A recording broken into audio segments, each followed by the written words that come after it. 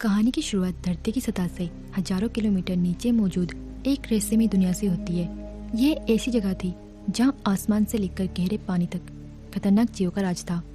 इसी दुनिया में हमें इसका रक्षक किंग कॉन्ग दिखाई देता है, जो एक छोटे बंदर के साथ झील के किनारे पहुंचता है, मगर उसे बिल्कुल भी अंदाजा नहीं था कि वो एक पहले से रची गई साजिश का हिस्सा बनने वाला है।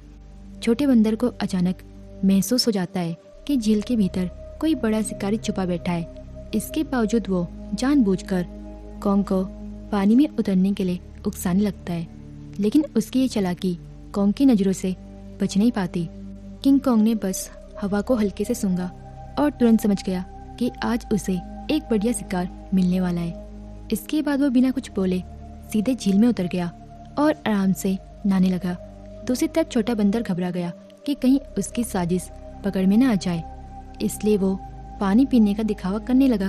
तभी अचानक झील के भीतर से एक अजीब और खतरनाक जीव तेजी से उनकी ओर बढ़ने लगा। नहाते हुए किंग कॉन्ग को भी खतरे का आभास हो गया। जैसे ही उसने पीछे मुड़कर देखा, एक विशाल ड्रैगन अपना बड़ा सा जबड़ा खोलकर उस पर हमला करने के लिए झपट पड़ा। ये देखकर छोटे बंदर को यकीन हो गया कि उसकी योजना कामयाब हो चुकी है और वो खुद को बचाने के लिए तुरंत किनारे की ओर भागने लगा। उधर किंग कॉन्ग जमीन पर अनगिनत लड़ाइयाँ जीत चुका था, लेकिन पानी के भीतर इस तरह का दुश्मन से उसका सामना पहली बार हुआ था। वो अभी ड्रैगन के चाल को समझने की कोशिश ही कर रहा था कि तभी वो उसे खींचकर सीधे झील की गहराइयों में ले गया। मगर ड्रैगन को ये नहीं पता था कि उससे में किंग कॉन्ग कितना खतरनाक साबित हो सकता है। दूसरी ओर छोटा बंदर यही सोचकर खुश हो रहा था कि अब वो हमेशा के लिए किंग कॉन्ग से छुटकारा पा चुका है। लेकिन अगले पल किंग कॉन्ग की विशाल कुल्हाड़ी उसके सामने आकर गिरी। वो कुछ समझ पाता उससे पहले ही किंग कॉन्ग ने ड्रैगन का कटा हुआ सिर उसके सामने पटक दिया। ये देखकर छोटे बंदर को लगा कि अब उसकी खैर नहीं, मगर किंग कॉन्ग ने उसे नुकसान पहुंचाने के बजाय अपनी कुल्हाड़ी उठाई और आगे बढ़ने का इशारा कर दिया।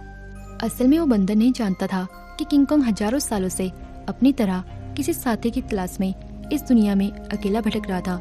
वो अक्सर भूखा रहता था और यहाँ रहने वाले खतरनाक भेड़िए उसे लगातार परेशान करते रहते थे। जब सैकड़ों भेड़ियों उसके पीछे पड़ जाते, तब वो लंबी छलांग लगाकर किसी तरह उनसे बच निकलता। लेकिन इस बार हालात अलग थे। भेड़ियों का झुंड उसका पीछा छोड़ने को तैयार ही नहीं था। वे हर तरफ से उसे घेरने की कोशिश कर रहे थे। आखिरकार जब उसके सामने एक गहरी खाई आ गई और बच निकलने का कोई रास्ता नहीं बचा, तब वो मजबूर होकर पलटा और मुकाबले के लिए तैयार हो गया। भेड़ियों को लगा कि इस बार उनका शिकार आसानी से हाथ लग जाएगा, लेकिन उन्हें क्या पता था कि किंग कॉन्ग पहले से ही उनके लिए जाल तैयार करके बैठा है। जैसे ही एक भेड़िया उस पर झपटा, तुरंत उसका जाल एक्टिव हो गया और वो सीधे फंदे में फंस गया। गड्ढे में गिरते ही नुकीली लकड़ी के भाले उसके शरीर को चीरते हुए निकल गए। सही मौका मिलते ही किंग कॉन्ग ने एक भारी पेड़ का तना उठाकर गड्ढे में दे मारा।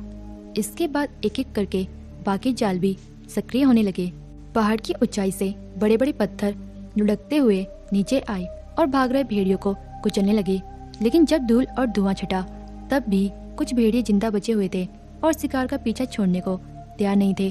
गुस्से में किंग कॉन्ग ने एक मरे हुए भेड़िए को उठाया और अपनी ताकत का प्रदर्शन करते हुए उसे दो हिस्सों में फाड़ दिया। यह भयानक नजारा देखकर बाकी सभी भेड़िए डरकर वहां से भाग निकले। हालांकि अब उसके पास भरपूर शिकार था, फिर भी किंग कॉन्ग खुश नहीं था। उसकी परेशानी की वजह उसका सड़ा हुआ दांत था, जो उसे लगातार दर्द दे रहा था। तभी पास में छुपी एक बड़ी छिपकली मौका देखकर मांस का टुकड़ा उठाकर भागने लगी।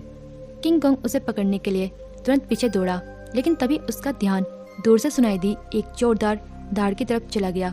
घाटी से आती उस आवाज को सुनकर उसे लगा कि शायद उसकी तरह कोई और जीव उसे पुकार रहा है, इसलिए वो बिना देर किए उसी दिशा में दौड़ पड़ा।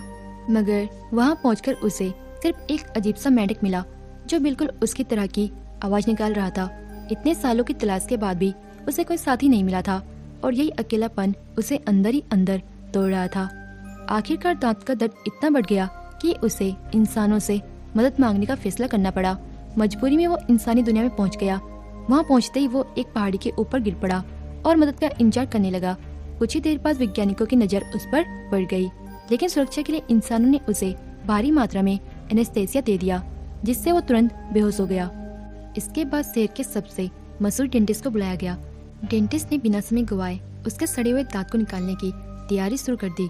उसने एक मजबूत स्टील का तार उस दांत से कसकर बांध दिया। इसी दौरान कोंग के मुंह से इतनी भयानक बदबू निकली कि वहां मौजूद सभी लोग परेशान हो गए।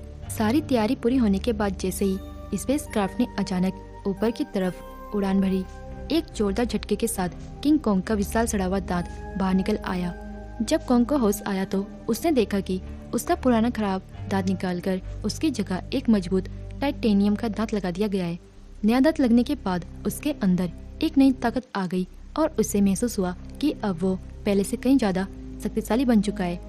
लेकिन तभी लैब में अचानक किंग कोंग की दुनिया से एक इमरजेंसी सिग्नल प्राप्त हुआ जिसने सभी वैज्ञानिकों को हैरान कर दिया। उस रहस्यमय संदेश का सच जानने के लिए उन्होंने तुरंत एक रेस्क्यू टीम तैयार की और मिशन शुरू कर दिया।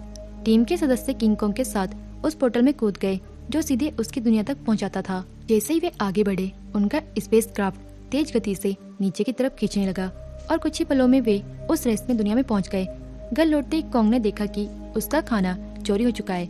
उसने तुरंत अपनी कुल्हाड़ी उठाई और सीधे एक ऊंची चट्टान पर चढ़ गया। वहाँ उसकी नजर एक गहरी दरार पर पड़ी जिसके भीतर से हल्की नीली रोशनी निकल रही थी। उस चमक का रहस्य जानने के लिए उसने बिना एक पल गवाए सीधे उस गहरी खाई में छलांग लगा दी। अंधेरे में पहुंचते उसकी कुल्हाड़ी अपने आप चमकने लगी। जैसे रोशनी फैली, उसने देखा कि वहाँ चारों तरफ अजीब तरह के चमकदार पत्थर मौजूद हैं जो उसकी कुल्हाड़ी की रोशनी पर प्रतिक्रिया दे रहे थे। तभी अचानक दूर कहीं से एक डरावनी दहाड़ गूंज उठी। उस आवाज ने किंग कोंग का ध्यान अपनी ओर खींच लिया। वो उसकी दिशा में बढ़ता गया और झरने को पार करते हुए एक ऐसी जगह पहुंचा जिसे उसने पहले कभी नहीं देखा था। उसके सामने एक नई और छुपी हुई दुनिया मौजूद थी। आगे बढ़ते हुए उसे एक अजीब सी गंध महसूस हुई जो उसे लगातार अपनी तरफ बुला रही थी। तभी अचानक उसके सामने एक विशाल और खौफनाक साया उभर आया। उसे देखते किंग कोंग ने बिना देर किए अपनी कुल्हाड़ी संभाल ली और लड़ाई के लिए तैयार हो गया। लेकिन जैसे जैसे वो साया करीब आता गया, उसका आकार छोटा होने लगा। आखिर जब वो पूरी तरह सामने आया तो किंग कोंग हैरान रह गया। वो कोई राक्षसी जीव नहीं था, बल्कि पीले बालों वाला एक छोटा और मासूम बंदर था। उसे देखकर कोंग खुद भी कुछ पल के लिए चौंक गया। हजारों वर्षों के बाद पहली बार अपने जैसा कोई जीव देखकर उसने तुरंत अपना हथियार नीचे रख दिया और दोस्ती का हाथ बढ़ाया। उसे उम्मीद थी कि सामने वाला भी उसे देखकर खुश होगा, मगर अचानक उस छोटे बंदर ने उसके हाथ पर जोर से काट लिया। इतनी लंबी तलाश के बाद अपने जैसा कोई मिलने पर किंग कोंग उसे यूं ही जाने नहीं देना चाहता था, इसलिए वो उसके पीछे दौड़ पड़ा। लेकिन तभी उसके पीछे एक और विशाल साया आकर खड़ा हो गया। उसे देखकर कोंग सचमुच हैरान रह गया, क्योंकि उसने अपने जितने आकार का कोई गंजा गोरिल्ला पहले कभी नहीं देखा था। जैसे ही वो गोरिल्ला उसकी तरफ बढ़ा, उसे समेत दो लंबे हाथों वाले गोरिल्ला पीछे आए और कोंग को धक्का देकर जमीन पर गिरा दिया। गंजे गोरिल्ला के चेहरे की मुस्कान साफ बता रही थी कि वे लड़ाई करने ही आए हैं। ये समझते किंग कोंग ने भी जवाब देने का फैसला कर लिया। उसने तुरंत एक बड़ा पत्थर उठाया और पूरी ताकत से उनकी तरफ फेंक दिया। गुस्से में गंजा गोरिल्ला उस पर टूट पड़ा, लेकिन कोंग ने अपनी फुर्ती और समझदारी से उसे भी मात दे दी। कुछ ही देर में उसने एक एक करके सभी गोरिल्लाओं को जमीन पर गिरा दिया। यहाँ तक कि जब गंजे गोरिल्ला ने उसकी कुल्हाड़ी उठाकर इस्तेमाल करने की कोशिश की, तब भी वो कुछ नहीं कर पाया और बुरी तरह हार गया। जैसे किंग कोंग अपनी कुल्हाड़ी उठाने आगे बढ़ा, तभी छोटा पीला बंदर दौड़ता हुआ आया और उसके चेहरे पर हमला करने की कोशिश करने लगा।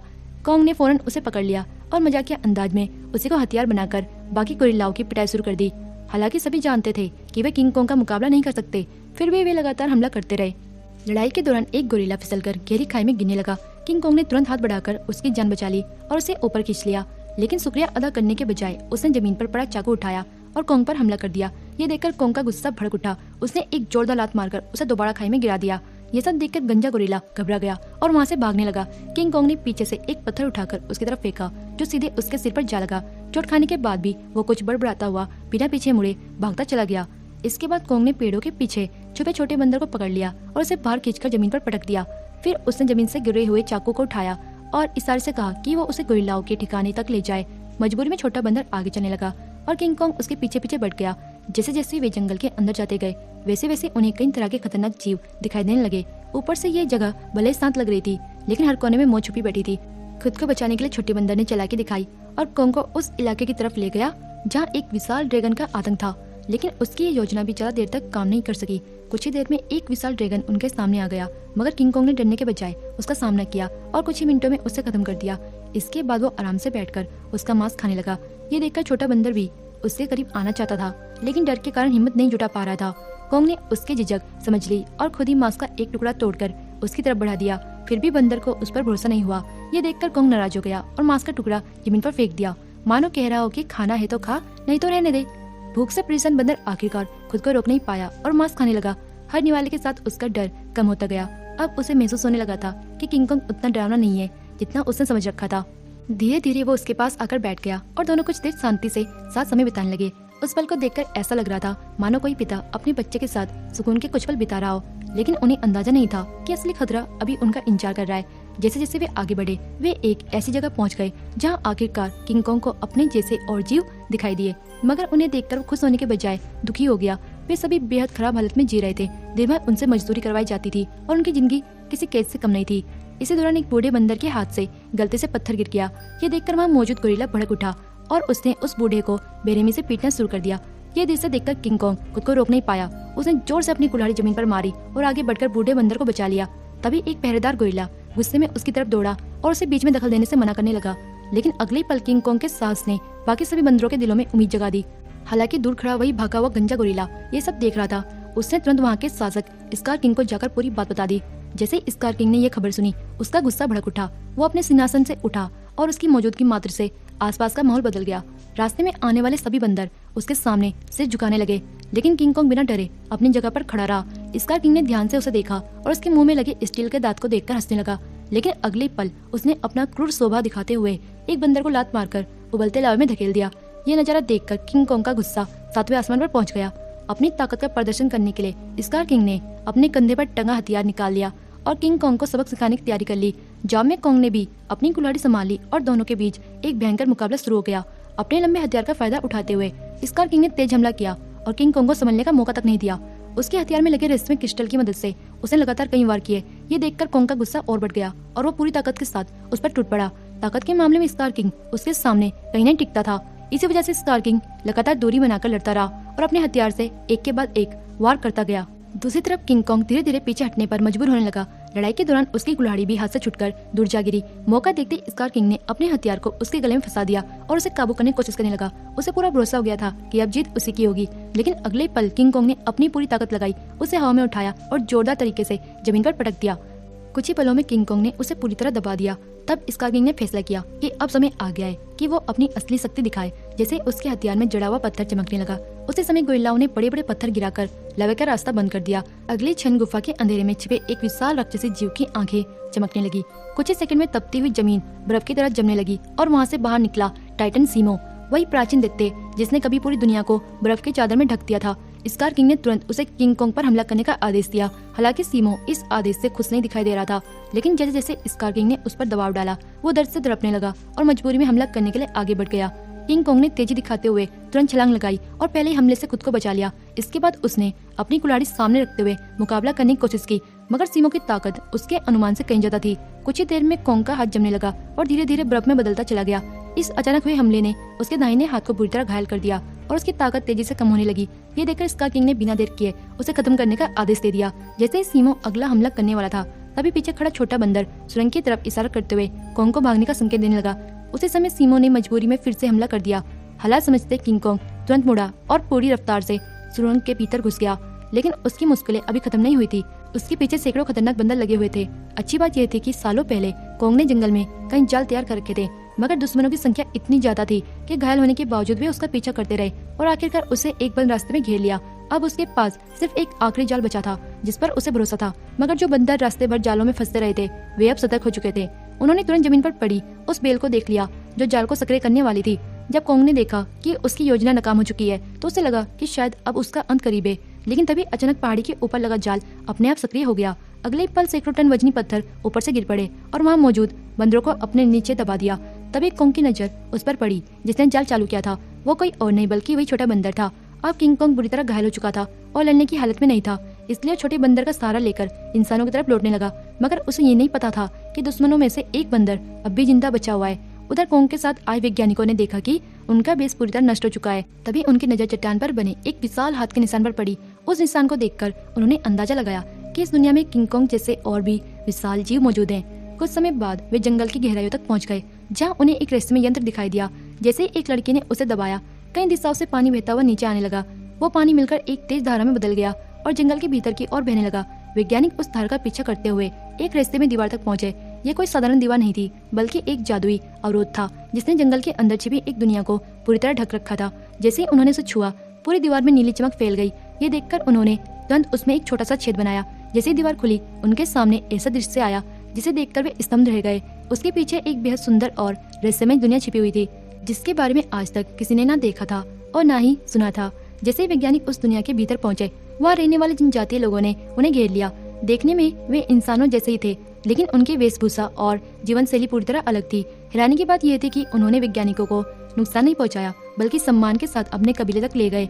वहाँ पहुंचकर वैज्ञानिकों को पता चला कि ये जनजाति हजारों वर्षों से धरती के नीचे रह रही है और इस पोर्टल की रक्षा कर रही है, जो सीधे ऊपर की दुनिया से जुड़ा हुआ है। उन्हें यह भी पता चला कि स्कार किंग वर्षों से इसी स्थान को खोज रहा था, ताकि इस पोर्टल के जरिए इंसानी दुनिया पर कब्जा कर सके। उसी दौरान इंसानों की गंध महसूस करते हुए किंग कॉन्ग भी वहां तक पहुंच गया, लेकिन जादू दीवार की वजह से वो अंदर की दुनिया को देख नहीं पाया। इसलिए कबीले के लोगों ने उस दीवार में एक दरार खोल दी, जिससे कॉन्ग आसानी से भीतर आ गया और सीधे वैज्ञानिकों तक पहुंच गया। लेकिन उन्हें ये नहीं मालूम था कि उनका पीछा कर रहा बंदर ये सब देख चुका है। जैसे किंग कॉन्ग इंसानों के पास पहुंचा, उसकी बची हुई ताकत भी जवाब दे गई और वो सीधे जमीन पर गिर पड़ा। वैज्ञानिकों ने तुरंत देखा कि उसका हाथ बुरी तरह क्षतिग्रस्त हो चुका है और अब वो लड़ाई के लायक नहीं रहा। ये देखकर डॉक्टर ने फैसला किया कि उसके घायल हाथ को पूरी तरह बदलना होगा। तब उसके दिमाग में एक खास योजना आई, एक शक्तिशाली मैकेनिकल आर्म लगाने की। यह वही सुपर मैकेनिकल आर्म था जिसे इंसानों ने पहले से किंग कॉन्ग को और ताकतवर बनाने के उद्देश्य से तैयार किया था। अच्छी बात यह थी कि बेस नष्ट होने के बावजूद वो उपकरण अंडरग्राउंड स्टोर में सुरक्षित बचा हुआ था। डॉक्टर तुरंत उसे वहां से लेकर आया और किंग कॉन्ग के पास पहुंचा दिया। जैसे ही मशीन उसके घायल हिस्से के संपर्क में आई, उसने खुद ही जुड़ना शुरू कर दिया। कुछ ही पलों में वो पूरी तरह उसके शरीर का हिस्सा बन गई। जब उस मैकेनिकल आर्म के भीतर मौजूद खास दवा उसके शरीर में पहुंची, तो बेहोश कॉन्ग को भी नई ऊर्जा का एहसास होने लगा। उसके चेहरे पर दिखाई दे रही खुशी सब बता रही थी कि उसे अपनी नई ताकत पसंद आ चुकी है। लेकिन तभी अचानक छोटा बंदर दौड़ता हुआ वहां पहुंचा। उसने घबराते हुए बताया कि स्कार किंग अब पोर्टल का पता लगा चुका है और सीमो के साथ मिलकर कबीले पर हमला करने वाला है। किंग कॉन्ग अच्छी तरह जानता था कि अकेले उसके लिए स्कार किंग और सीमो दोनों का सामना करना लगभग नामुमकिन है, इसलिए उसके पास केवल एक रास्ता बचा था, इंसानी दुनिया में जाकर कई वर्षों से सो रहे गॉडजिला को जगाना। मगर उसे बिल्कुल भी अंदाजा नहीं था कि जिसकी मदद लेने वो जा रहा है, वही आगे चलकर उसके लिए सबसे बड़ा खतरा साबित होने वाला है। उसी समय पिरामिड के आसपास की जमीन जोर जोर से कांपने लगी। कुछ ही क्षणों में धरती फटी और नीचे से एक विशाल मैकेनिकल हाथ बाहर निकल आया। यही वो प्राचीन संरचना थी जो धरती की सतह तक पहुंचने वाला पोर्टल खोलती थी। कुछ देर बाद पोर्टल पूरी तरह सक्रिय हो गया और किंग कॉन्ग बिना समय गंवाए उसके भीतर चला गया। अगले पल वो पोर्टल से बाहर निकलकर इंसानी दुनिया में पहुंच चुका था। किंग कॉन्ग की मौजूदगी का एहसास होते ही गॉडजिला की नींद टूट गई। जागते ही उसने बिना समय गवाए किंग कॉन्ग की दिशा में बढ़ना शुरू कर दिया। जैसे ही दोनों आमने सामने आए, गॉडजिला को लगा कि किंग कॉन्ग उसे चुनौती देने आया है। यही सोचकर वो पूरी रफ्तार से उसकी तरफ झपट पड़ा। उसकी आंखों में भरा गुस्सा साफ दिख रहा था कि वो इस पर किसी भी कीमत पर पिछड़ने वाला नहीं है। तेजी से अपनी तरफ आते गॉडजिला को देखकर किंग कॉन्ग ने हाथ उठाकर उसे समझाने की कोशिश की, लेकिन अब गॉडजिला किसी की बात सुनने के मूड में नहीं था। उसने सीधे टक्कर मारकर किंग कॉन्ग को सैकड़ों मीटर दूर जा गिराया। जब किंग कॉन्ग ने देखा कि गॉडजिला रुकने वाला नहीं है, तो उसने पीछे से हमला करके उसे शांत करने की कोशिश की, मगर रेत उसकी आंखों में जाते ही गॉडजिला और ज्यादा भड़क उठा। उसने तुरंत पलटकर कॉन्ग के हाथ को अपने जबड़ों में दबोच लिया और पूरी ताकत से उसे जमीन पर दे मारा। इस वार से कॉन्ग बुरी तरह टकरा गया। कॉन्ग अभी खुद को संभाल भी नहीं पाया था कि गॉडजिला फिर से उस पर टूट पड़ा। जब समझाने से कोई फायदा नहीं हुआ, तब कॉन्ग ने भी पूरी ताकत के साथ जवाब देना शुरू कर दिया। हालांकि गॉडजिला अपने सबसे शक्तिशाली रूप में था, लेकिन मैकेनिकल आर्म मिलने के बाद कॉन्ग भी पहले से कहीं ज्यादा ताकतवर बन चुका था। फिर भी कुछ देर लड़ने के बाद कॉन्ग को समझ आ गया कि वो गॉडजिला को हराने नहीं आया है, इसलिए उसने मौका देखकर गॉडजिला को पकड़ लिया और उसे जबरदस्ती पोर्टल की तरफ खींचने लगा। उधर कबीले के लोगों ने स्कार किंग को रोकने के लिए एक खास लाल रंग का द्रव पानी में मिला दिया था। जैसे ही वो पानी में घुला, एक रहस्यमय प्रक्रिया शुरू हो गई। इसके चलते दो विशाल पिरामिड आपस में जुड़ने लगे। जब ये दोनों संरचनाएं पूरी तरह जुड़ जाती, तो कुछ समय के लिए ग्रेविटी खत्म हो जाती और हर चीज हवा में तैरने लगती। ऐसी स्थिति में स्कार किंग के लिए पोर्टल तक पहुंचना लगभग असंभव हो जाता, लेकिन पिरामिड पूरी तरह सक्रिय हो पाते उससे पहले स्कार किंग वहां पहुंच गया। उसने आते ही उस एंटी ग्रेविटी सिस्टम को पहचान लिया और तुरंत सीमो को आदेश दिया कि वो बर्फ जमाकर दोनों पिरामिडों के बीच रास्ता बंद कर दे। इसी बीच पोर्टल से एक तेज रोशनी निकली और जमीन पर आ गिरी। अगले पल गॉडजिला और किंग कॉन्ग मलबे को चीरते वहां पहुंच गए। जैसे ही गॉडजिला की नजर सीमो और स्कार किंग पर पड़ी, वो सब कुछ समझ गया। अब उसे एहसास हो चुका था कि किंग कॉन्ग उसे यहाँ क्यों लाया है, इसलिए उसने बिना देर किए किंग कॉन्ग के साथ मिलकर उन दोनों पर हमला कर दिया। दूसरी तरफ स्कार किंग भी सीमो को लेकर उनकी ओर बढ़ने लगा। अब दोनों तरफ से ताकत का जबरदस्त टकराव होने वाला था। जैसे चारों दिग्गज भिड़े, उसी समय बर्फ टूट गई और दोनों पिरामिड आपस में टकरा गए। उस टक्कर से निकली ऊर्जा ने पूरे इलाके की ग्रेविटी को कुछ समय के लिए खत्म कर दिया। हर कोई हवा में तैरने लगा, लेकिन बिना ग्रेविटी के भी गॉडजिला अपनी गति बनाए रखते हुए सीधे सीमो की तरफ बढ़ गया वह चलाक स्कार किंग ने मौका देखकर कोंग की कुल्हाड़ी उठा ली और उसी हथियार से उस पर हमला कर दिया, मगर कोंग ने अपने मैकेनिकल आर्म की मदद से उसके हर वार को रोक दिया। कुछ ही देर में हालात बदलने लगे और किंग कोंग स्कार किंग पर भारी पड़ने लगा, लेकिन दुश्मन ज्यादा होने की वजह से उस पर लगातार पीछे से हमले होते रहे। ये देखकर छोटा बंदर भी पत्थर उठाकर किंग कोंग की मदद करने लगा। इसी दौरान सीमो ने मौका पाकर गॉडजिला पर हमला कर दिया और कुछ ही क्षणों में उसे पूरी तरह बर्फ में कैद कर दिया। लेकिन गॉडजिला इतनी आसानी से हार मानने वाला नहीं था। उसने एक ही झटके में सारी बर्फ तोड़ दी और फिर से लड़ाई में लौट आया। तभी एंटी ग्रेविटी सिस्टम बंद हो गया और ग्रेविटी वापस आ गई। मौका मिलते ही स्कार किंग कोंग की पकड़ से निकल गया और सीधे पोर्टल में कूद पड़ा। उसे रोकने के लिए गॉडजिला और कोंग भी उसके पीछे पोर्टल में दाखिल हो गए। हालांकि इस अफरा तफरी में कोंग अपनी कुल्हाड़ी पीछे ही छोड़ गया। दूसरी तरफ इंसानों को इस बात का जरा भी अंदाजा नहीं था कि उनके ऊपर कितना बड़ा खतरा मंडरा रहा है। अचानक समुद्र की लहरें जमने लगी और देखते देखते विशाल बर्फीले पहाड़ों में बदल गई। अगले ही पल स्कार किंग और सीमो धरती पर पहुंच गए। खुले आसमान के नीचे पहुंचते ही स्कार किंग ने नीचे मौजूद इंसानों को देखा और जोरदार दहाड़ लगाई। उसे लगने लगा कि अब पूरी दुनिया उसके सामने झुकने वाली है। उसने तुरंत सीमो को आदेश दिया कि वो पूरे आसमान को जमा दे। हालांकि सीमो ऐसा नहीं करना चाहता था, लेकिन मजबूरी में उसे आदेश मानना पड़ा। देखते ही देखते चारों ओर बर्फ बरसने लगी, इमारतें जमने लगी और कई संरचनाएं टूटकर बिखरने लगी। स्कार किंग को लगने लगा कि अब उसे कोई नहीं रोक सकता। लेकिन तभी अचानक किंग कोंग ने पीछे से आकर एक ऐसा जोरदार मुक्का मारा कि उसका 3 टन वजनी दांत टूटकर जमीन पर गिर पड़ा। गुस्से में स्कार किंग ने फिर हमला करने का आदेश दिया, मगर उसी समय गॉडजिला वहां पहुंच गया और उसने सीमो को रोक लिया। अब बिना सीमो की मदद के स्कार किंग ज्यादा देर तक टिक नहीं सकता था, इसलिए उसने एक विशाल इमारत उठाकर कोंग की तरफ फेंक दी। हालांकि उस हमले से किंग कोंग को ज्यादा नुकसान नहीं पहुंचा। तभी अचानक सीमो पीछे से आया और किंग कोंग के मैकेनिकल आर्म को जमाने लगा। धीरे धीरे उसका हाथ फिर से बर्फ में बदलने लगा। ये देखकर स्कार किंग को लगा कि अब जीत उसकी है, लेकिन उसने अपने पीछे खड़े गुस्से से भरे गॉडजिला को नजरअंदाज कर दिया था। गॉडजिला ने अपनी पूरी शक्ति जागृत कर दी। उसका शरीर बैंगनी ऊर्जा से चमकने लगा। अगले पल उसने पूरी ताकत से स्कार किंग पर हमला कर दिया। हालांकि स्कार किंग किसी तरह बच निकला और अपने हथियार से पलटवार करने की कोशिश करने लगा, लेकिन इस बार गॉडजिला ने उसे मौका नहीं दिया। उसने उसके हथियार को पकड़कर एक ही झटके में तोड़ डाला। उसी के साथ सीमो को नियंत्रित करने वाला क्रिस्टल भी नीचे गिर पड़ा। स्कार किंग तुरंत उस क्रिस्टल की तरफ झपटा, क्योंकि अब पूरी लड़ाई उसी पर निर्भर थी। जिसके हाथ में वो क्रिस्टल होता, जीत भी उसी की होती।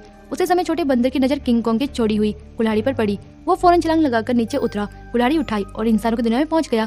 जैसे ही उसने जमीन पर पड़ा क्रिस्टल देखा, उसने बिना देर किए कुल्हाड़ी का एक जोरदार वार किया और उसे चकनाचूर कर दिया। क्रिस्टल टूटते ही सीमो पूरी तरह आजाद हो गया। ये देखकर स्कार किंग गुस्से से पागल उठा और छोटे बंदर को मारने के लिए उसकी तरफ दौड़ा, लेकिन किंग कोंग बीच में आ गया और उस पर टूट पड़ा। कुछ ही मुक्कों में उसने स्कार किंग को पूरी तरह कमजोर कर दिया। अब क्रिस्टल के बिना स्कार किंग की ताकत आधी रह गई थी।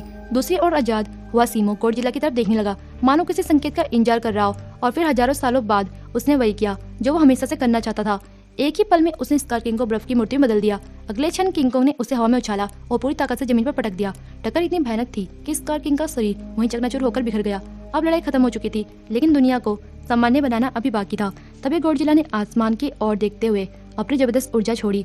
उसकी शक्ति से काले बादल छटने लगे और धीरे धीरे सूरज की रोशनी दोबारा धरती पर फैल गई। इसके बाद गॉडजिला अपने क्षेत्र में वापस लौट गया और फिर से गहरी नींद में चला गया। वहीं किंग कोंग अपने नए साथी के साथ धरती के भीतर मौजूद अपनी दुनिया में लौट आया, जहां उसने अपने कबीले के साथ मिलकर एक नई जिंदगी और नई शुरुआत की। वीडियो पसंद आया तो लाइक करना न भूलें, सब्सक्राइब करें और बेल आइकन दबाएं ताकि आपको हर नई कहानी की नोटिफिकेशन सबसे पहले